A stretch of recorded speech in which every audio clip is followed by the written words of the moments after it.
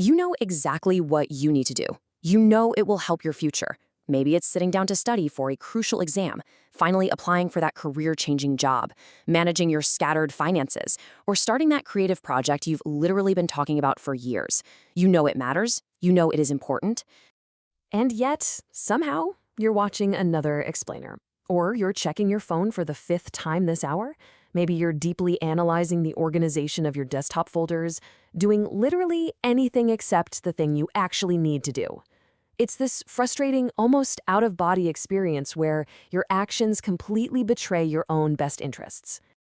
Which brings us to the big question. If we already know what we want, why don't we simply do it? In this explainer, we're going to unravel this exact mystery. We'll look at the hidden psychological mechanisms that trap us in this state of avoidance, and, more importantly, how we can practically rewire our approach to finally break free. Section 1. Procrastination isn't always laziness, the anatomy of avoidance. Okay, first things first, we need to stop judging ourselves so harshly here. Society loves to label procrastination as a lack of ambition, poor time management, or just sheer laziness. But science tells a completely different story. What you're experiencing is actually a very specific systemic behavioral loop.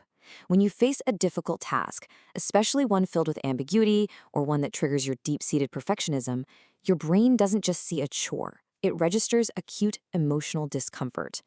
Because your brain is biologically designed to conserve cognitive energy, it actively pushes you to seek a quick escape from that heavy, energy-draining feeling. So, at its core, procrastination is a mood regulation problem. It's not a moral failing. And this leads us to a brilliant concept known as productive hiding. See, your brain is incredibly clever. It finds a loophole. Instead of doing the genuinely hard work of writing code or drafting a vulnerable essay, you might spend an hour scrolling through educational videos or saving articles you're never actually going to read. This gives you immediate relief and the illusion of progress without ever having to face the terrifying uncertainty and emotional discomfort of real execution. You are, quite literally, hiding in plain sight. Section 2. Fast and slow thinking. To deeply understand why our brains crave these immediate escapes and illusions of progress, we have to look at how we process decisions. In his foundational book, Thinking Fast and Slow, Nobel laureate Daniel Kahneman breaks down human decision-making into 2 distinct systems that are constantly, fiercely competing for control of our minds. System 1 is fast, it's instinctual, and it's automatic. It operates with almost zero effort and aggressively seeks out immediate rewards. System 2, on the other hand, is slow. It's deliberate. It is the rational, analytical part of you that does the absolute heavy lifting of deep concentration. But here's the catch. System 2 requires immense physical and mental energy. According to the law of least effort, our brains naturally gravitate toward the least demanding course of action. So the second we feel challenged, System 1's rapid-fire impulses can completely hijack our behavior. This dynamic perfectly explains a concept known in behavioral economics as temporal discounting. This is our deeply irrational tendency to favor our present self at the immense expense of our future self. It's the exact reason why Night You chooses to stay up late scrolling feeds or gaming, grabbing an immediate small reward for System 1 while totally sacrificing the well-being and success of Morning You. Section 3. The value of focus. So if our brains are biologically wired by System 1 to avoid the heavy lifting of System 2, and we're constantly battling this urge for immediate relief, how do we ever actually get any meaningful work done? Well, this brings us to author Newport and his book Deep Work, which explores the profound, almost lost value of uninterrupted concentration in our modern, hyper-connected world.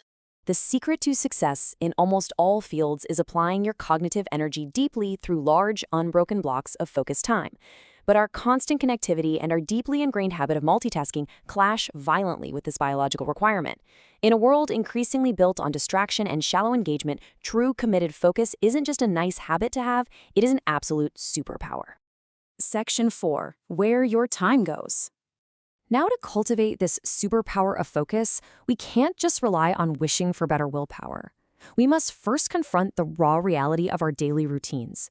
Management legend Peter F. Drucker's foundational book, The Effective Executive, provides the exact mirror we need to thoroughly understand how we are actually spending our days, rather than how we falsely think we're spending them. Drucker famously observed that you simply cannot manage your time if you don't first record it, because, let's be honest, Our memories constantly lie to us about how much we actually work. He urges us to ruthlessly audit our time by tracking it in real time, cut the unproductive demands, and crucially, consolidate our discretionary time into large, continuous units. Trying to do deep, meaningful work in useless 15-minute driblets between checking your phone, that's just a guaranteed recipe for failure. Section 5. The procrastination loop. When we fail to consolidate our time properly and we sit down to face a difficult task with our phone right next to us, what actually happens? We get trapped in this vicious, self-sustaining cycle. A difficult task causes a sudden spike of emotional discomfort. Your fast-thinking System 1 screams for an exit, leading directly to avoidance. Then you feel a wave of immediate relief. But watch what happens next. Minutes later, that temporary relief sours into guilt, which creates even greater emotional discomfort, making the original task feel even heavier, demanding even more avoidance.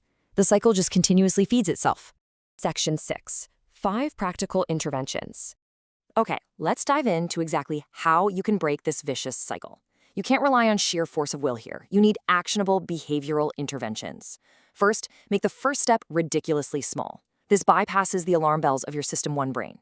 Second, remove obvious distractions to entirely eliminate those easy escape routes when things get hard. Third, define exactly what done means.